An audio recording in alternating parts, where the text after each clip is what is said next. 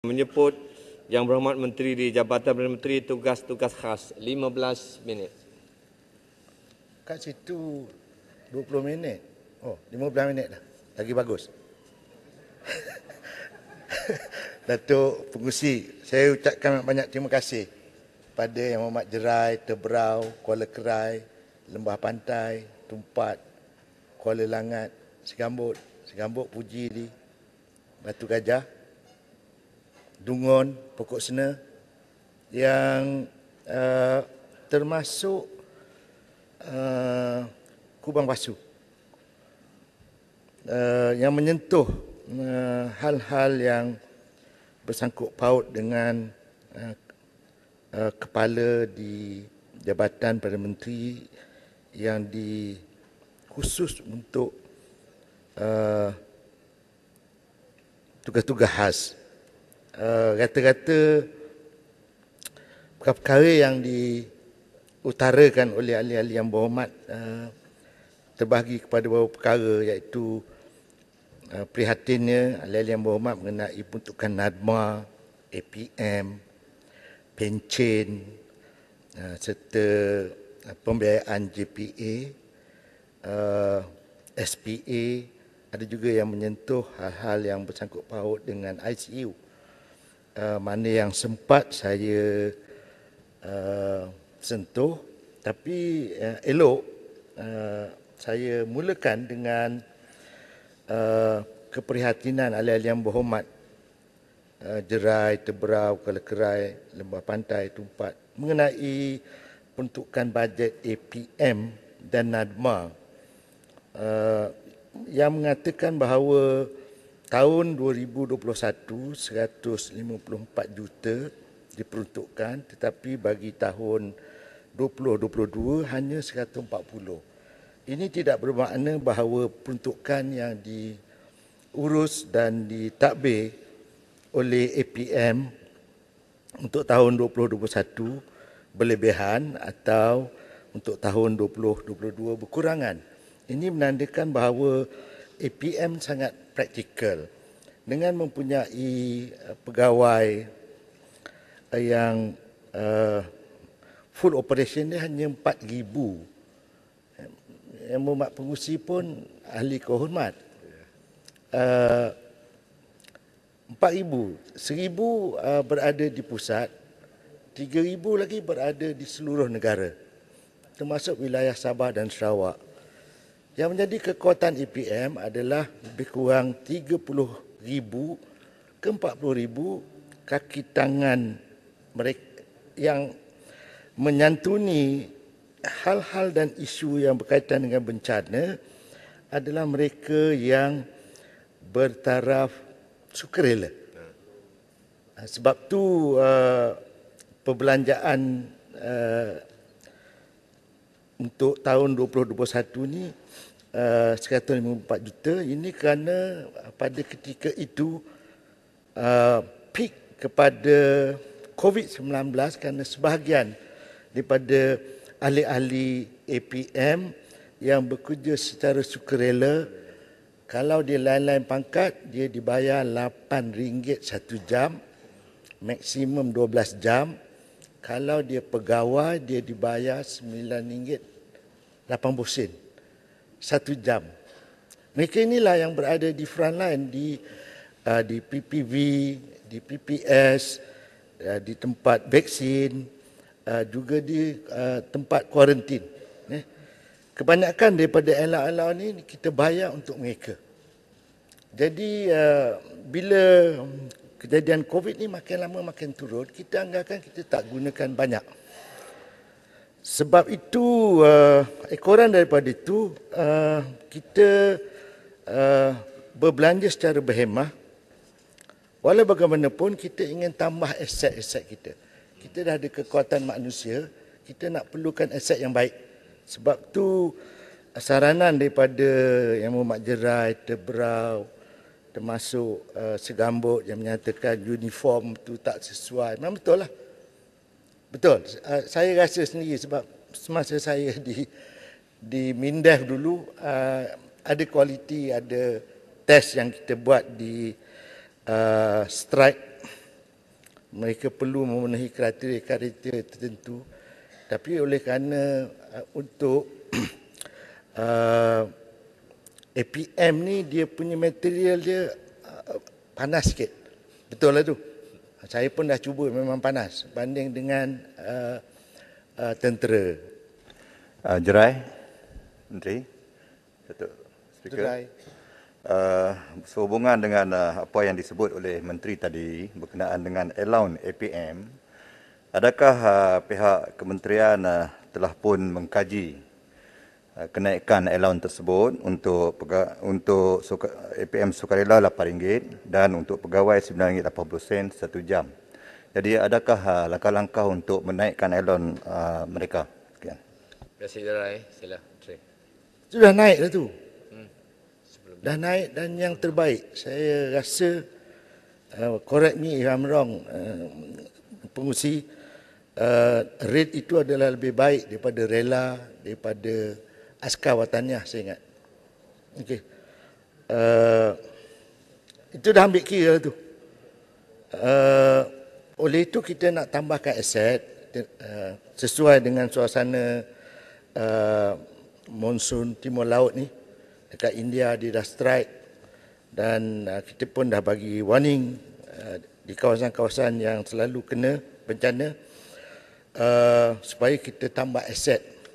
Jadi untuk aset ini pelbagai perolehan kita akan dapat untuk rolling plan kedua selepas bajet ini diluluskan. Menteri, minta maaf, berapakah kenaikan itu dalam peratusan, kenaikan anggaran allowance untuk anggota APM? Kami ingin tahu. Saya Jelutong. Saya akan jawab secara bertulis. Yang naik RM8 tu selepas kita alami COVID. Itu untuk lain-lain pangkat. Untuk pangkat pegawai, kapten dan above, itu RM9.80. Tapi yang berhormat Jelutong, saya akan bagi pangkat tak lama lagi. Tapi yang berhormat tak ada allowance lah. Tu janji tu. Saya cuma ingin merayu kalau boleh allowance mereka dinaikkan. Kerana di kawasan saya juga mereka banyak berjasa. Saya yakin di banyak kawasan mereka berjasa. Jadi RM8, RM9 itu tak begitu banyak. Kalau boleh diminta dinaikkan lebih lagi lah. Menteri, terima kasih. Datuk Musi, sewaktu saya berjumpa dengan majoriti mereka di pusat kuarantin, di PBB, mereka sebenarnya amat bersyukur.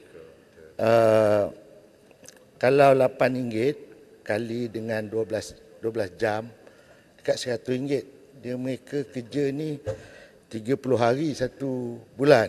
Jadi dapat dalam lingkungan 3,000 waktu COVID tu amat bersyukur. Jadi saya minta Ahli Yang Berhormat jangan bakar semangat mereka untuk naikkanlah. Supaya kita boleh kontrol kos ni. Bukan bakar Menteri, cuma kita minta kebajikan dia orang tu di. Memang kita jaga. Kita amat jaga kebajikan mereka. Menteri, boleh saya Menteri, cuma kesimpulan lah daripada beli rumah untuk pekan 100 juta. Lebih baik bagi kepada anggota-anggota APM. So kita akan menyokong Menteri lawan sama-sama. Jangan bagi duit kepada pekan. Soalan tak terbelau. Ya? Tolong jaga anggota APM. Lupakan banduan macam pekan. Okey, Jelutong. Jelutong tu tak Terbelau, masuk terbelau. dalam perkara butiran. Terberau? Okey. Tadi Menteri ada sebut tentang tambahan aset untuk menyediakan pasukan APM untuk menanggali isu bencana yang dijangkakan melanda negara kita. Bolehkah Menteri sebutkan apa yang akan ditambah? Soalan saya, mengapa saya tanya ini? Kerana saya nampak di kawasan saya Terberau, tiap-tiap musim hujan mesti ada 3-4 tempat pasti akan banjir. Kalau Teluk punya 7-8 kawasan. Ya, setiap kali saya nampak untuk bawa mangsa-mangsa keluar, tak cukup bot atau perahu untuk bawa mereka keluar. Jadi adakah kementerian ada satu tasa yang memastikan kawasan yang biasa akan banjir teruk sentiasa kena memintakan mangsa kepada pusat pemerintahan itu akan diberi bot atau perahu untuk buat kerja APM lebih baik. Terima kasih. Terima kasih, Tebrau. Kubang pasu sikit, Mersing. Kubang pasu sikit. Kubang Terima pasu. kasih. Silakan. Saya sokong apa yang Tebrau sebut. Jangan kata bot yang besar tu. Dekat ahli Muhammad, kawasan mereka pun minta chainsaw, minta benda-benda basic yang kecil ni. Zaman dulu kita ada peruntukan, boleh lah zaman peruntukan pun mereka tak bagi kat kita, teruk lah nak bagi. Macam mana? Saya minta ni jawapan daripada. Menteri Segambut juga nak tanya kesimpulan mengenai uniform. Okey, saya ucap terima kasihlah kepada Ahli Yang Berhormat. Sebenarnya sebab tu yang paling penting kita tubuhkan SIDET tu seperti yang dinyatakan oleh Yang Berhormat Batu Gajah, Civil Defence Emergency Response Team yang bersifat komuniti di tiap-tiap parlimen. Sebab tu saya minta tiap-tiap ahli parlimen, tak kira kerajaan atau pembangkang, menjadi penaung kepada SIDET ini. Dan dalam SIDET ini, kita tidak boleh terus-menerus bergantung kepada aset yang kita perolehi daripada kerajaan. Chainsaw umpamanya yang Kubang Pasu nyatakan, sebenarnya dia ada di komuniti. Ada, cuma kita tak tahu siapa ada. Ada ampunya masyarakat industri yang ada chainsaw. Tapi oleh kerana kita punya mentaliti semata-mata mesti kerajaan ada. Maka civil defense dia orang ni memang dilatih and expert dalam rescue, first aid, macam-macam. Tetapi mereka tak dilatih untuk maintain boat. Mereka tidak dilatih untuk maintain pacuan 4 roda. Jadi having an asset dengan izin is not a solution. Tetapi kalau ada komuniti, sewaktu bencana kita boleh listkan di kawasan Kubang Pasu ada berapa banyak bot yang dipunyai oleh orang kampung. Kerajaan orang kampung. Kalau kita dapat listkan benda ini dan menjadikan SIDET itu betul-betul community driven, saya ingat kita boleh kurangkan kos yang perlu ditampung oleh pembayar cukai. Menteri, boleh saya soalan aset dan sebagainya juga. Nah, saya kena jawab segambut. Sebab tu saya dah arahkan